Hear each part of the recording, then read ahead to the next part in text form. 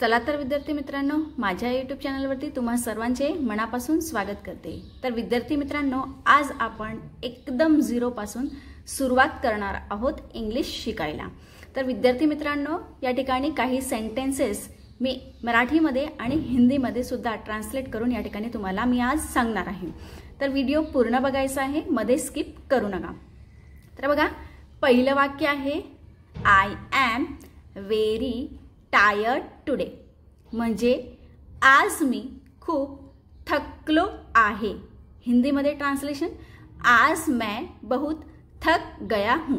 विद्यार्थी मित्रांनो, तुम्हाला जर सांगायचं असेल की मी आज खूप थकलेलो आहे, तर तुम्हाला या ठिकाणी इंग्लिश मध्ये I am very tired today असं म्हणायचं आहे। सेकंड सेंटेन्स बघूया, don't worry everything will be fine, काळजी करू नकोस सगळं ठीक होईल।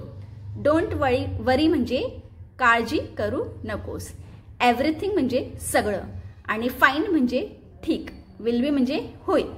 Don't worry everything will be fine, काळजी करू नकोस सगळं ठीक होईल। चिंता मत करो सब ठीक हो जाएगा। तिसरा सेंटेन्स आपण या ठिकाणी बघणार आहोत, प्लीज स्पीक स्लोली। बघा, प्लीज म्हणजे कृपया, हे तर तुम्हाला माहितीच असेल। कृपया हळू बोल, हिंदीमध्ये कृपया धीरे बोलो। स्पीक म्हणजे बोलणे, स्लोली म्हणजे हळू, हिंदीमध्ये धीरे। पुढचा सेंटेन्स आपण या ठिकाणी बघूया, what are you doing now. What are you doing now, तू आता काय करत आहेस।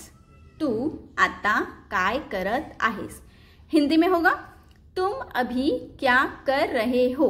बघा, जर तुम्हाला एखाद्याला प्रश्न विचारायचा आहे की तू आता काय करत आहेस, तर आपल्याला इंग्लिश मध्ये बोलायचं आहे व्हॉट आर यू डुईंग नाव। डुईंग म्हणजे करणे, ठीक आहे। व्हॉट म्हणजे काय आणि नाव म्हणजे आता। तुम अभी क्या कर रहे हो। पाचवा सेंटेन्स आहे, I don't understand this. Understand म्हणजे समजणे, डोंट म्हणजे नाही। बघा, या ठिकाणी एंटी लागलेला आहे, म्हणजे डू नॉट याचा अर्थ होतो। आय डोंट अंडरस्टँड दिस, मला हे समजत नाही, मुझे यह समझ नहीं आता। तर बघा, अशी सोपे वाक्य आज आपण या ठिकाणी पाहिलेले आहेत। पुढच्या व्हिडिओमध्ये आपण अजून असेच मराठीमध्ये आणि हिंदीमध्ये सुद्धा या ठिकाणी आपण काही सेंटेन्स बघणार आहोत। व्हिडिओ आवडला असेल तर कृपया लाईक, शेअर आणि सबस्क्राईब करायला मात्र विसरू नका। तर भेटूया पुढच्या व्हिडिओमध्ये। धन्यवाद।